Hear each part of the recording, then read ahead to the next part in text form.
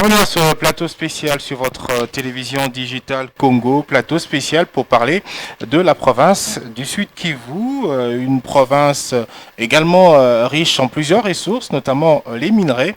Il y a des choses qui bougent, en tout cas depuis l'arrivée de l'actuel gouverneur, le gouverneur Théo Ngwabije Kassi, qui est à la tête de cette province depuis, je dirais, 2 ans et demi. On a pour ce faire 2 invités qui sont également proches au gouverneur. D'abord le professeur Jean-Claude Moubalama à ma gauche, directeur de cabinet du gouverneur de la province. Bienvenue à vous. Monsieur le journaliste. Également bienvenue Kaleba, acteur politique, jeune leader, président du collectif des jeunes du Sud Kivu, très connu dans les médias. Bienvenue à vous. Meilleurs vœux, monsieur Alain. Meilleurs vœux à vous également. Merci de répondre à notre invitation pour parler de cette problématique de la province du Sud Kivu. 2 ans et demi à la tête du Sud Kivu pour le gouverneur Théo Ngwabije Kassi. 3 motions de défiance en 2 ans et demi.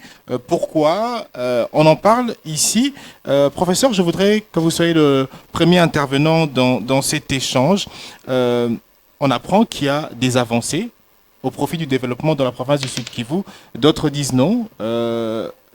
Et on parle également pour dire, mais il y a des minerais, plusieurs ressources, oui, mais notamment le minerai. Notamment, je parlerai de l'exploitation de l'or en territoire de Mwenga. Mais il semble que les choses bougent, mais d'autres disent que ça ne bouge pas. Vous avez certainement les réponses. Est-ce que le Sud Kivu évolue? Est-ce qu'il y a des réalisations actuellement?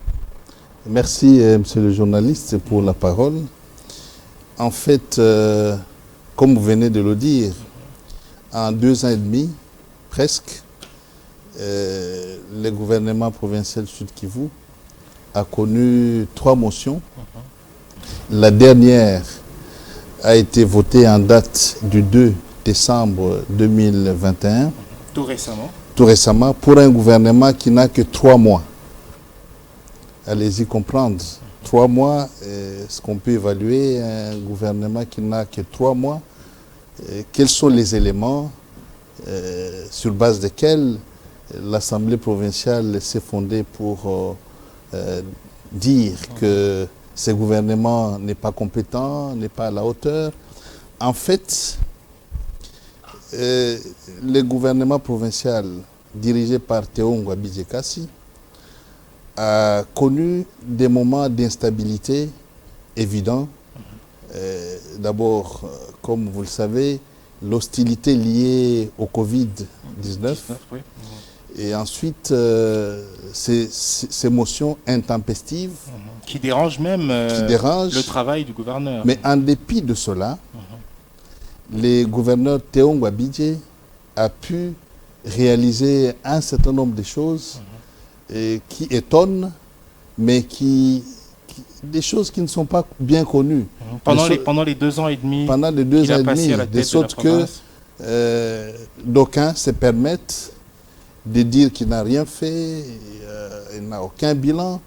Je vais tout simplement, à titre illustratif, vous donner un échantillon des réalisations. Ici, on n'est pas en train de parler du bilan, parce que les bilans comporteraient tous les aspects, aspect sécuritaire, aspect social, aspect de l'agriculture. Mais je vais juste vous donner quelques éléments. Je vous en prie. Et ceux qui connaissent bien la province et la ville de Bukavu, ils vont se retrouver dans ce que j'ai dit. Sur le plan des infrastructures, vous avez la route Place Moulamba, Ruzizi 1er, de 3,4 km. Nous avons Ruzizi 2, Major Vangu, en finition, 3,2 km. La construction du pont Mugaba qui relie Bagira à Kasha. Vous avez la route Mwami à Uvira, en phase de finition, 1,8 km. La route Hôpital Panzi Kamagema, 3,5 km. La route Ngomo, qui est en entretien, 26 km. La réhabilitation de la route Nyamfunze, 8 km. L'ouverture de la route Bourale-Kigouloubé, il y a déjà 50 km praticables grâce au système de cantonnage. La réhabilitation de la route Bukavu-Mwenga-Kamituga, 172 km. Et nous avions montré les images d'ailleurs dernièrement, parce que nous ne parlons pas en l'air, nous avons des éléments de support. L'ouverture de la route Luanga à Fizi, des travaux qui sont en cours. La construction du pont Karula à Idjoui. La réhabilitation de la place de l'Indépendance. L'ouverture de la route au niveau Yesu Yesu, ça c'est à Chimpunda, dans la commune de Kadutu. Et dans les domaines sociaux, sanitaires, nous avons la construction d'un pavillon à la Fomilac qui est en cours. Nous avons la construction d'un pavillon à l'hôpital général de Monvou à Idjoui. L'adduction d'eau à Panzi avec l'appui des Mercicor, environ 92 bornes fontaines déjà construites. La construction de l'école primaire Boza à Idjoui.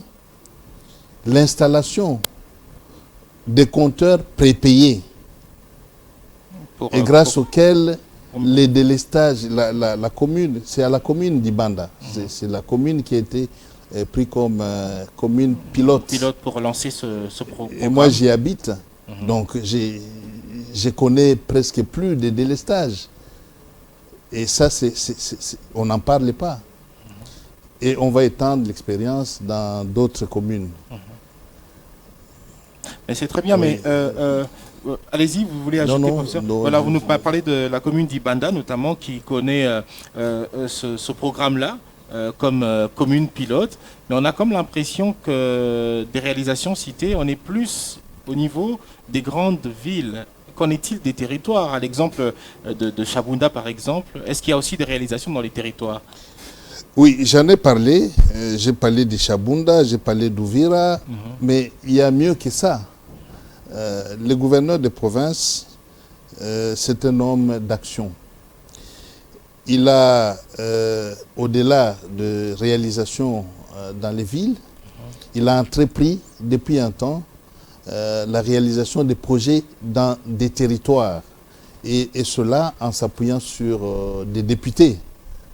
Les députés provinciaux. Les députés provinciaux, parce qu'ils collaborent avec les députés provinciaux dans la réalisation d'un certain nombre de projets. Et je vais également, à titre tout à fait indicatif, on vous en prie, vous donner quelques illustrations. Nous avons dans le territoire de Fizi la réhabilitation de l'école primaire Toulongue à Mississi, à Kabare, la construction d'une adduction d'eau, à Calais, la réhabilitation des écoles à Numbi, l'école primaire Kavumu, Lumbishi, Kibanja, Chanja, l'école primaire Nyamasasa en Binga Nord, c'est toujours à Calais. Dans les territoires de Walungu, il y a le drainage du marais d'Irege, la construction des ponts, le drainage du marais de Tidoro, la construction des ponts, toujours au niveau de Walungu, l'élargissement des escarpements de Nyamfunze. Et puis, au niveau de Chabunda, nous avons la réhabilitation de l'ISTEM Chabunda, les travaux de cantonnage manuel à Chabunda, la réhabilitation de l'Institut Kalumbwa avec l'appui de la contribution locale et la population qui s'est cotisée aussi. Pour apporter un plus pour apporter de développement. À Mwenga, nous avons la réhabilitation de l'école primaire Ngando à Kamituga. À Ouvira, nous avons, au-delà de ce que nous avions dit, la construction d'un hangar au marché de Kibongo, dans la chefferie de Bavira, la réhabilitation de l'école primaire Kibongo en chefferie de Bavira, à Idjoui, nous avons la réhabilitation de l'école primaire Kibanda, et tout ça... ce sont des réalisations vraies. Oui, ça, ce sont les financements de la province. Et maintenant, ces projets sont en cours de réalisation et dans les territoires. Et c'est un prélude aussi au projet du chef de l'État. Sur des les 145 territoires vous voyez du déjà, gouvernement. le gouverneur de la province Sud Kivu Avait déjà anticipé. avait anticipé. Mhm. Mais tout ça, on ne voit pas. Mais pourquoi Monsieur le alors, avant de prendre Bienvenue Kaleba, je vais une petite dernière question pour vous en entendant de prendre Bienvenue Kaleba. Mais pourquoi une certaine opinion parle d'incompétence du gouverneur, une mauvaise foi ou il y a quelque chose de caché derrière, quelque chose qu'on ne maîtrise pas? Parce que il y a la troisième motion, pourtant vous venez d'énumérer des réalisations. Qu'est-ce qui se cache derrière ce problème? Oui, mais justement, ce qui est évident, c'est que c'est la mauvaise foi. Je vous ai dit qu'on ne peut pas comprendre qu'un gouvernement qui n'a que 3 mois fasse l'objet d'une motion de censure. Mais un gouverneur qui est là depuis 2 ans et demi peut être la cible d'une motion. Oui, mais vous voyez, en 2 ans et demi, je disais, dans le contexte d'hostilité économique avec Covid-19, avec instabilité politique, arriver tout de même à réaliser ce que je viens de vous citer à titre d'échantillon. Mais il faut le faire. Je vais revenir à vous. Bienvenue Kaleba, je rappelle que vous êtes président du collectif des jeunes du Sud Kivu. Vous avez eu à prendre le temps de vous imprégner du travail du gouverneur jusqu'à être convaincu que vous pouvez l'accompagner en tant que jeune pour que le Sud Kivu en général se relève. Une petite question d'abord. Avez ou appréciez-vous le travail que fait le gouverneur Théo Ngouabijé, puisque vous avez eu le temps d'observer ce qu'il a fait depuis qu'il est là? Est-ce que vous sentez que ça promet et que ça va? Vous savez que la province du Sud Kivu a déjà eu plusieurs gouverneurs, mais en titre des réalisations, parce que le gouverneur actuel, Théo Ngouabijé, n'a que 2 ans et quelques mois. Mais ce qu'il a réalisé par rapport à ses prédécesseurs, il est presque à plus de 70%. Mais beaucoup reste à faire. Mais bien sûr, beaucoup reste à faire parce que, vous savez, la province a connu, ce n'est pas seulement la province, mais le pays a connu les problèmes économiques. Voilà, exactement. Pendant déjà, je dirais, plus de 2 ans qu'on qu'on fait face à mais il faut aussi savoir que toutes les provinces ont aussi le problème de rétrocession. Rétrocession de 40%. Voilà. Mais du moins, la façon dont le gouverneur travaille, en tout cas, c'est sous Ngouabijé que moi je vis les zones de santé, être dotées par les ambulances. Le professeur ne les a pas cités. Il n'y avait pas ça avant. Non, les ambulances ont été dotées dans les zones de santé du Sud Kivu par Théo Ngouabijé. Et voire même le gouvernorat a eu au moins les moyens de transport, de gros bus pour le personnel. Alors, ça n'a jamais arrivé il y a plus de 60 ans. Je l'ai dit ici que vous accompagnez le gouverneur en soutien en tant que président du collectif des jeunes du Sud Kivu. Il y a des perspectives pour les prochaines années, en tout cas tant qu'il est gouverneur du Sud Kivu, parce qu'il l'est toujours. Vous avez prévu de nous énumérer ici quelques projets d'avenir du gouvernement Théo Ngouabijé. Je voudrais bien que vous ne puissiez nous en faire part. Bien entendu, il y a également plusieurs projets pour lesquels le gouverneur soit impliqué, fortement d'ailleurs, dans le plaidoyer, pour que ce projet soit accepté, pour avoir un financement de la Banque mondiale, par exemple, la Banque africaine de développement. Je vais vous énumérer quelques-uns. En titre illustratif, il y a la modernisation du poste frontalier Ruzizi 1. Nous avons la construction et modernisation du port de Kalundu, avec la possibilité de réhabiliter la route Kalundu-Kavimvira.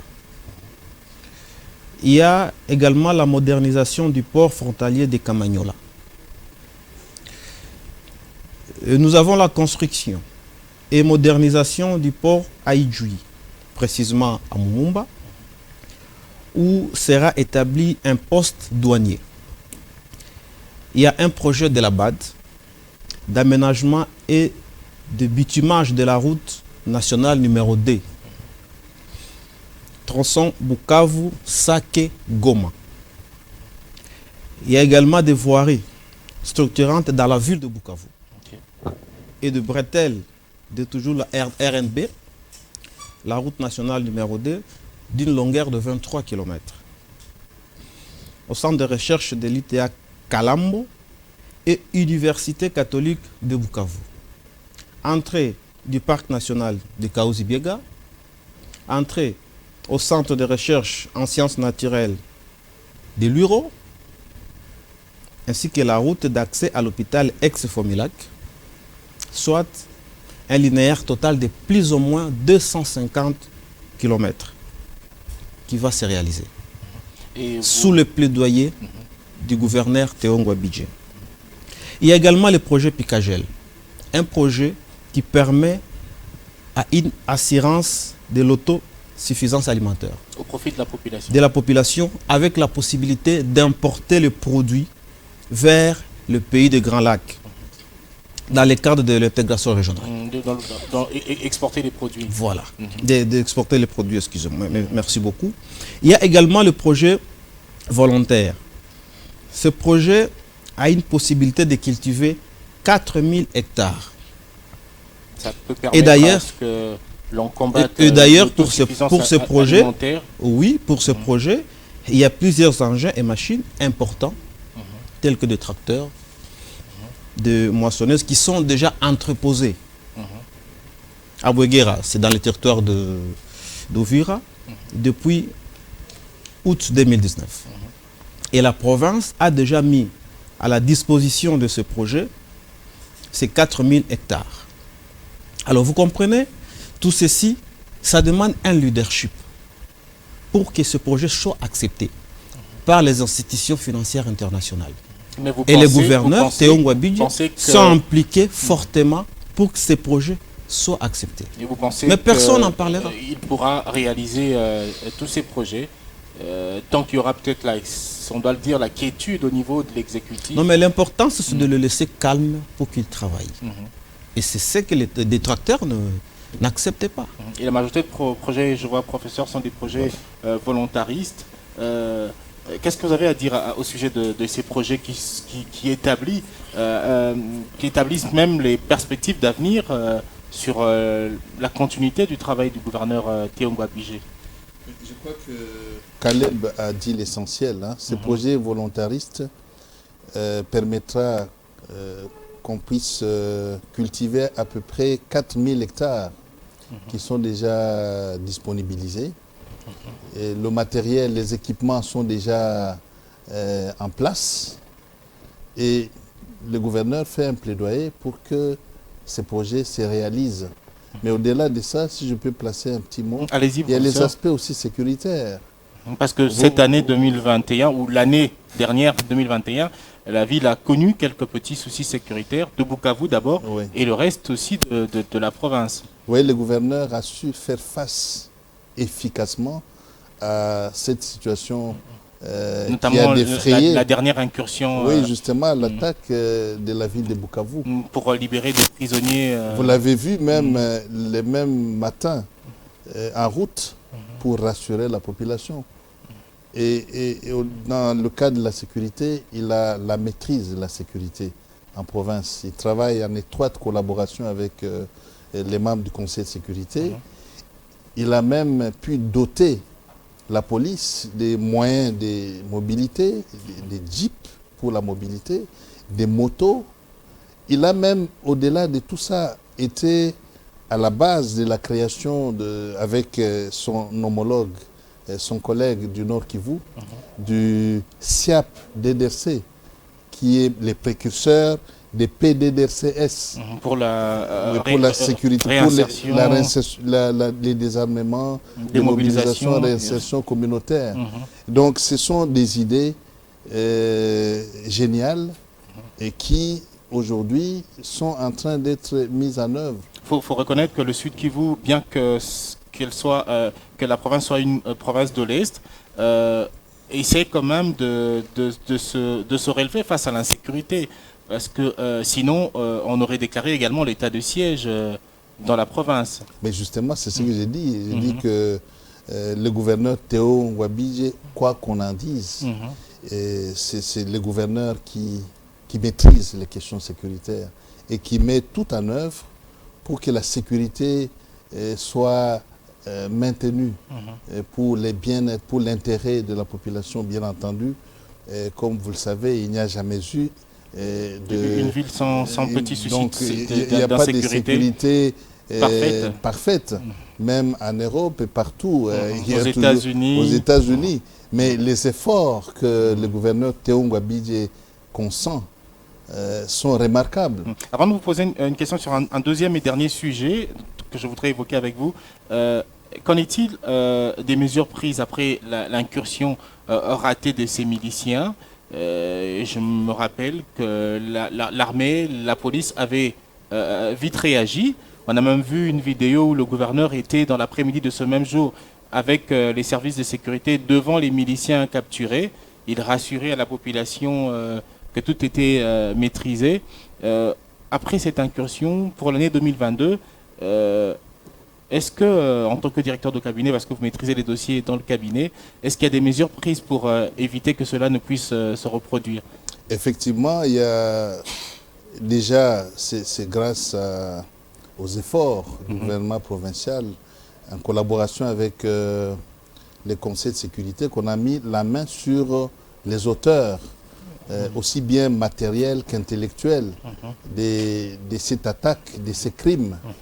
Et ces auteurs sont déférés en justice, ils sont à l'auditorat général. Les menaces persistent.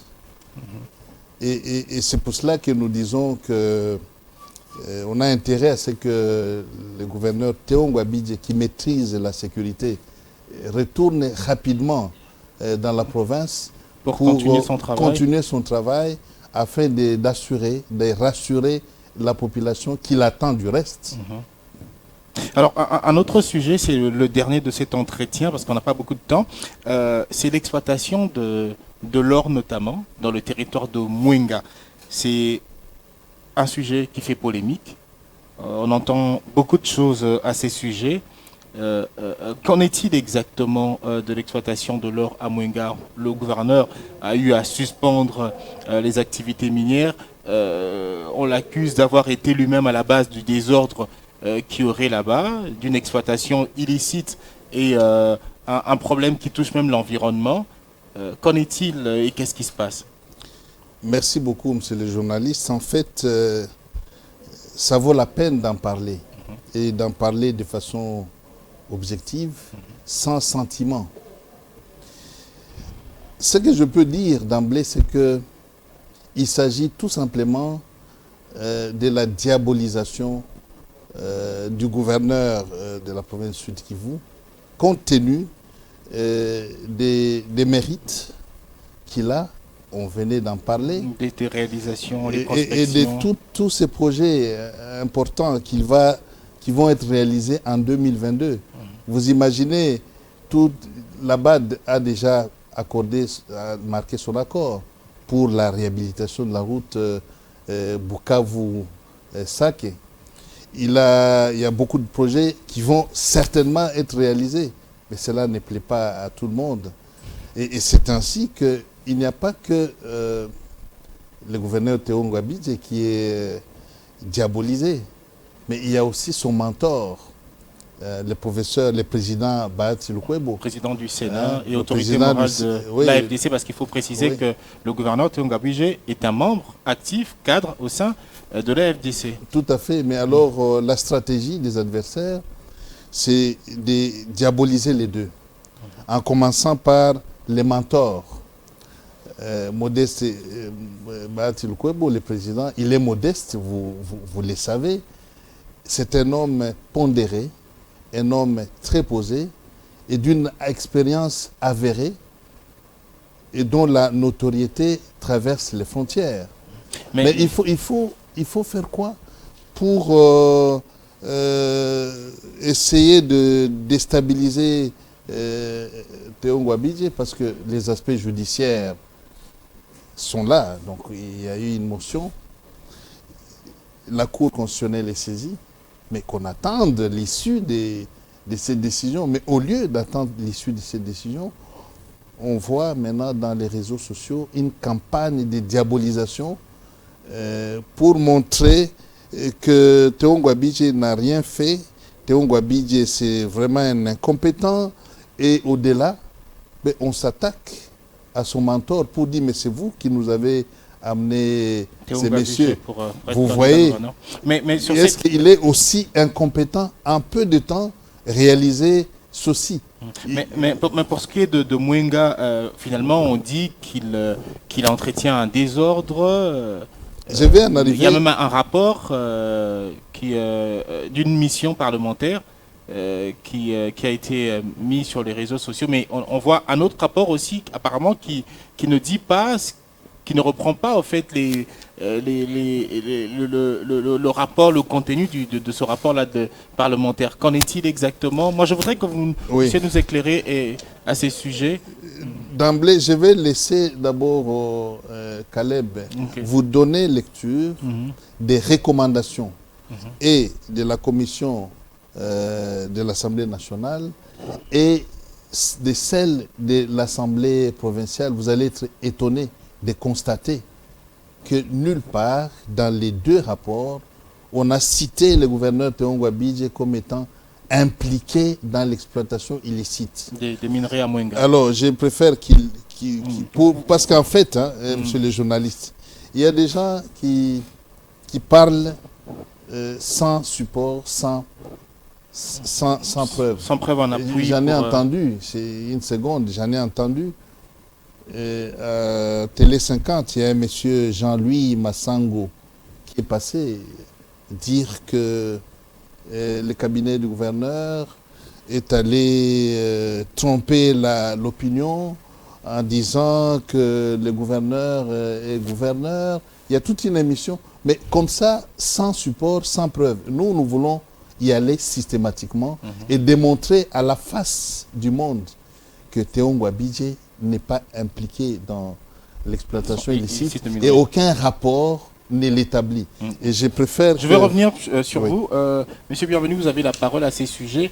Qu'en est-il des recommandations faites sur base de cette enquête, de cette commission parlementaire?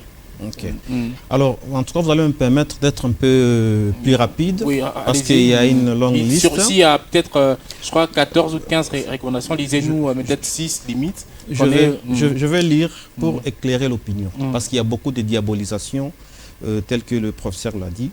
Ça, c'est d'abord pour l'Assemblée nationale. Sur base de la mission je commence par parlementaire. là. L'Assemblée nationale.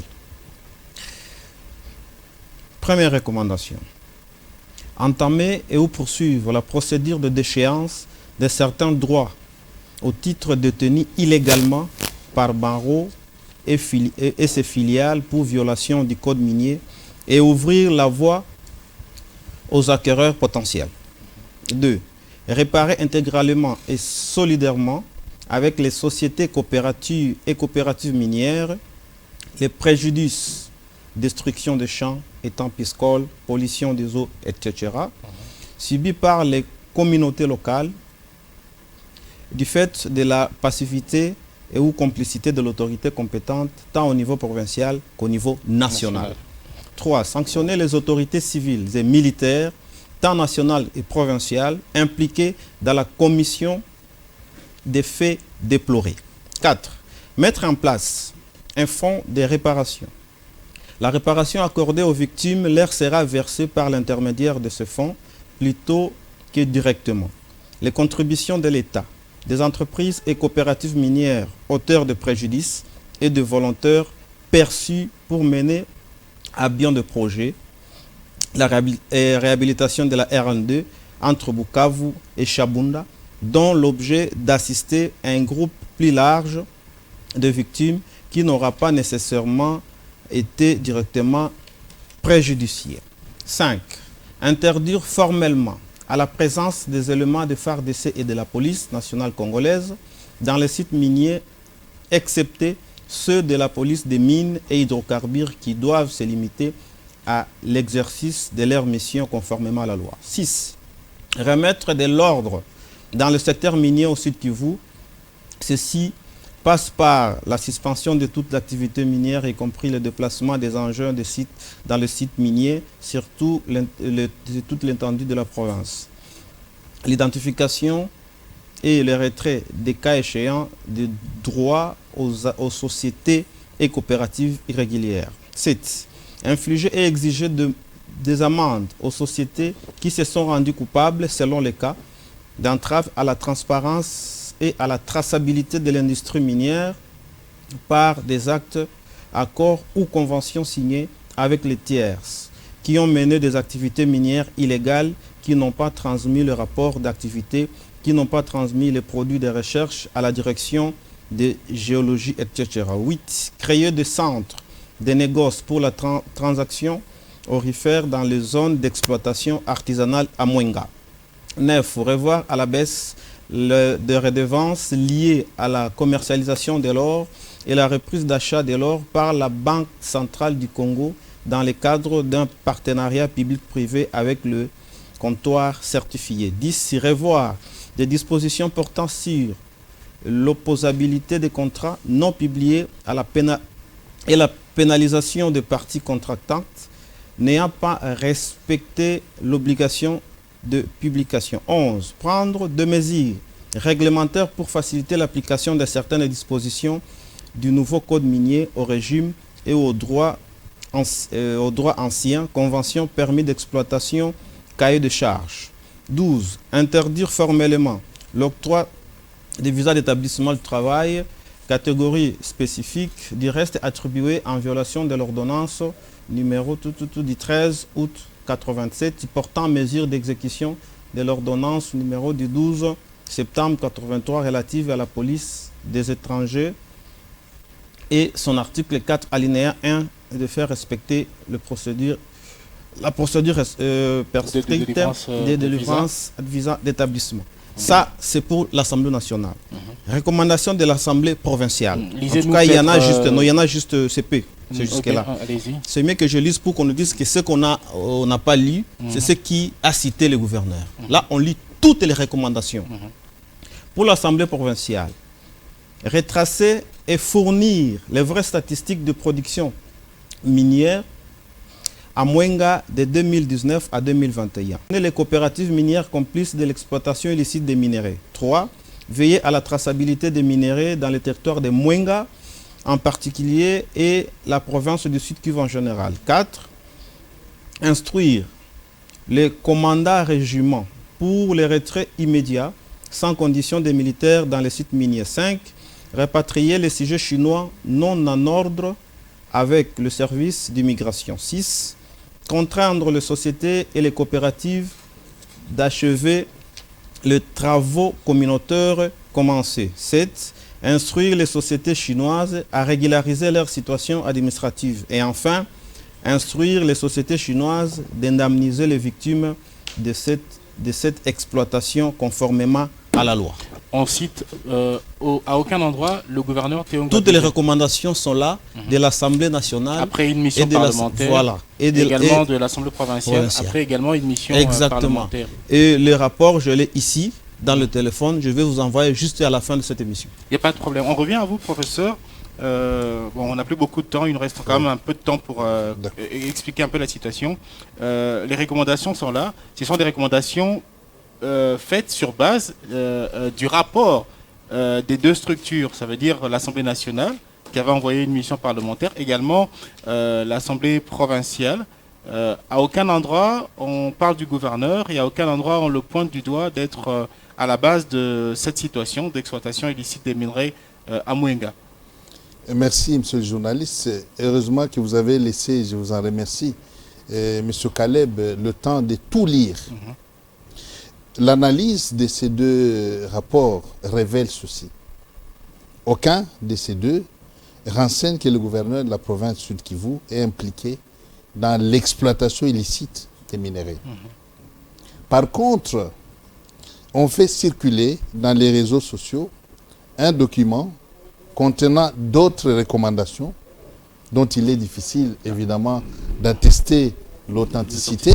Attribué toujours à l'Assemblée nationale et à l'Assemblée provinciale. Non, non, c'est ça, on attribue à l'Assemblée nationale. L'Assemblée nationale. Et non seulement ces recommandations sont différentes de celles que nous venons de lire, mais également, et qui sont annexées au rapport, mais aussi, ces recommandations, certaines sont contradictoires avec les contenus même du rapport.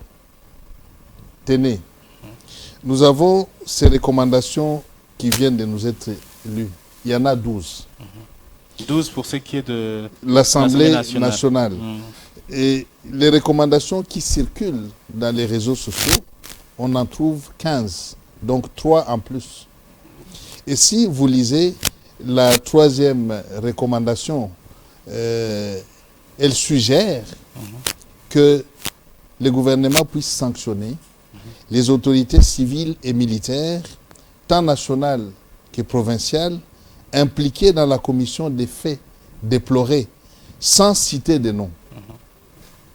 Par contre, les recommandations postées dans les réseaux sociaux contiennent déjà des noms des personnes à sanctionner, et même les infractions libellées contre elles sont mentionnées, comme si la commission de l'Assemblée nationale se substitue à la justice. Alors qu'il revient à la justice de le faire, et selon les lois, bien sûr. Oui, c'est comme si cette commission s'est substituée à la justice pour mener des enquêtes judiciaires sur les infractions liées à l'exploitation illicite des minerais à Mwenga et établir la culpabilité des auteurs de dites infractions et leurs complices. Or, tel n'a pas été le rôle de la commission, parce qu'en fait, on peut lire dans les rapports, sa mission a été de recueillir les informations sur l'exploitation illicite des ressources naturelles et la destruction de l'environnement. On lit cela dans les rapports à la page 2 au 7e paragraphe. En principe, ça c'est une autre observation. Comme vous le savez, les recommandations découlent des éléments contenus dans les rapports, n'est-ce pas? Exactement. On ne peut pas concevoir qu'il y ait des recommandations dont on ne voit pas des éléments développés dans les rapports. Parce que ce qui dit rapport, c'est le problème qu'on constate, et les recommandations sont les solutions qu'il faut apporter, et ça doit être, ça doit s'accompagner. Mais voilà, je donne un exemple pour aller dans le même sens que vous. Vous avez dans les rapports postés dans les réseaux sociaux, on cite le directeur du cabinet du gouverneur que je suis. On cite les collaborateurs du gouverneur qui s'appelle Didier Kapaï. Mais regardez, parcourez tous les rapports, vous n'allez trouver nulle part où on parle du directeur du cabinet, des collaborateurs. Mais ça signifie quoi? Donc bref, il y a aussi d'autres documents fuités dans les réseaux sociaux qui sont défauts, avec objectif de nuire à la personne du gouverneur. Mais justement, ça se voit clairement. Il y a une autre illustration. Dans les rapports, on a cité un certain nombre de documents qui ont été délivrés par les autorités provinciales, DGM, ANER, gouvernorat. On cite par exemple l'attribution des visas d'entrée, l'attribution du RCSM, les autorisations de circuler, de circulation dans les zones minières, etc. Pour les personnes étrangères. Mais quand vous prenez les recommandations postées sur les réseaux sociaux, on ne fait pas allusion à la circulation, aux autorisations de circulation. On va juste coller au gouverneur ceci. On dit qu'il faut qu'on sanctionne les gouverneurs des provinces pour avoir donné des autorisations d'exploitation en violation du code et du règlement minier. Alors que je vous dis, les autorisations d'exploitation revient au niveau national. Au niveau national. Et jamais le gouverneur n'a délivré une autorisation d'exploitation. Et je mets au défi quiconque peut nous produire un seul document signé par le gouverneur, libellé autorisation d'exploitation. Il ne peut pas parce que cela ne relève pas de sa compétence. Et Et je voudrais ajouter, si vous le permettez. Allez-y rapidement. Oui, les rapports aussi évoquent le fait que le gouverneur a pris un arrêté. C'est l'arrêté numéro 21 081 GP SK du 20 août 2021 suspendant les activités minières de certaines entreprises à Kamituga et qui a donné lieu à beaucoup d'interprétations. Il a bel et bien suspendu. Oui, c'est le dernier point, je vais terminer par là. En fait, monsieur le journaliste, la commission renseigne que certaines déclarations recueillies font état de ce que, d'une part, la décision issue de cet arrêté ne serait pas de la compétence du gouverneur, et d'autre part, que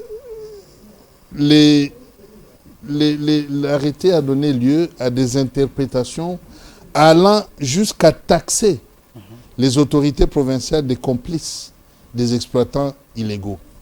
Il est important de préciser tout de suite, messieurs les journalistes, que l'opinion doit savoir que c'est le gouvernement provincial qui était les tout premiers à faire le constat des irrégularités qui entachent la procédure, qui entachent l'exercice des activités exercées par des activités de certaines entreprises minières.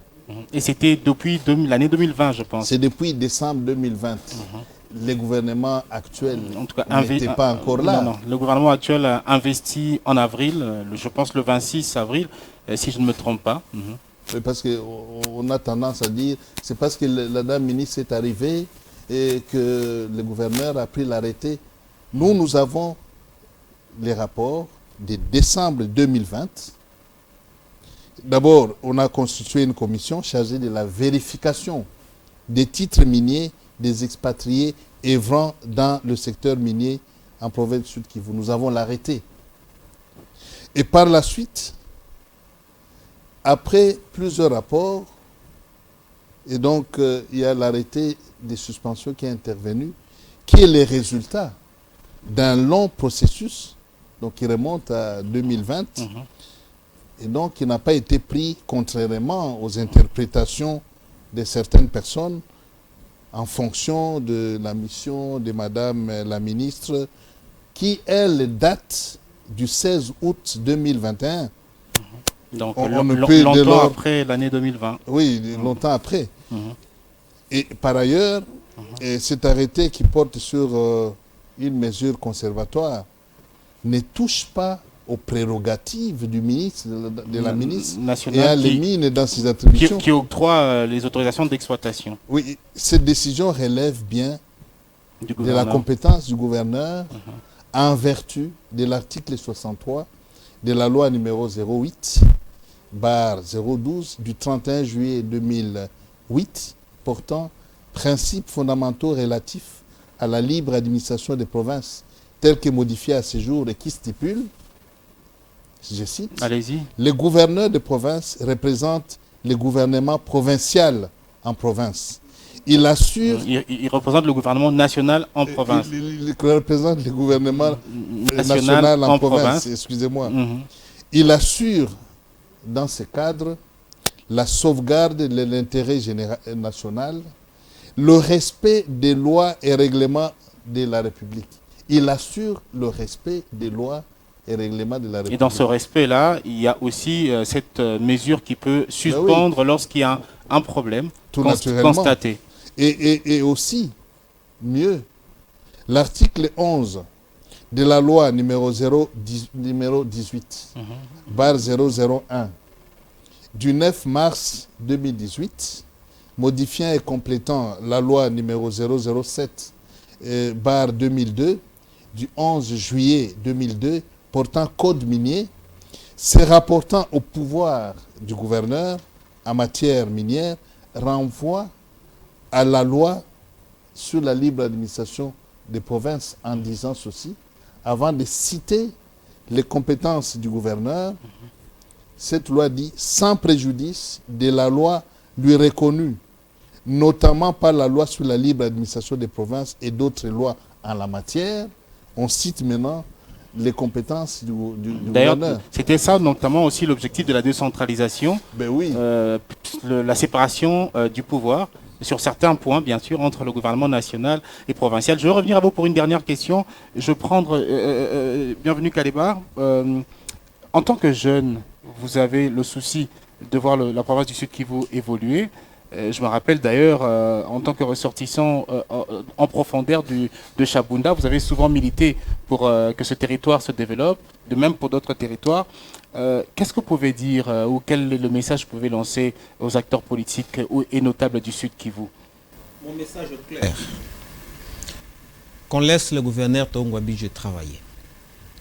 Parce qu'il a commencé quelque part et il doit achever sa mission. Il a un mandat, il a un programme.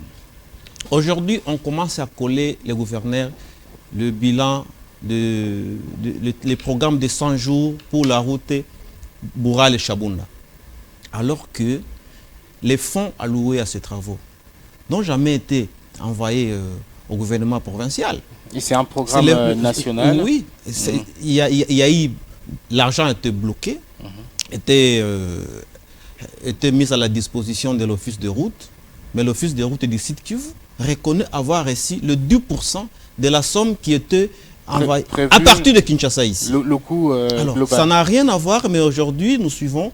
Il y a des gens qui commencent, comme on cherche à diaboliser toujours Tongo Abidje, programme 100 jours Bukavu Chabunda. D'ailleurs, à son niveau, il s'est donné la peine de commencer à débourser chaque mois une somme pour le cantonnage manuel pour cette route. En fait, ce que je vais demander aux notables du Sud Kivu, d'accompagner plutôt Tongo Abidje au lieu de le combattre. Privilégier l'unité pour le développement. Voilà, de l'accompagner. Parce que le développement les petits qu'il soucis est politiques, entre ça ne le n'arrange développement pas. même le chef de l'État l'a dit à la conférence de gouverneurs. Stabiliser les provinces. Il a demandé aux assemblées provinciales et autres. Il faut qu'il y ait une stabilité dans les provinces pour que le développement arrive. Merci à vous, bienvenue Kaleba. Professeur, je reviens à vous en 2-3 secondes, façon de parler. Votre dernier mot pour cet entretien. Merci beaucoup. Mon dernier mot, c'est que, comme disait Caleb, toutes les filles et tous les fils de la province Du Sud Kivu.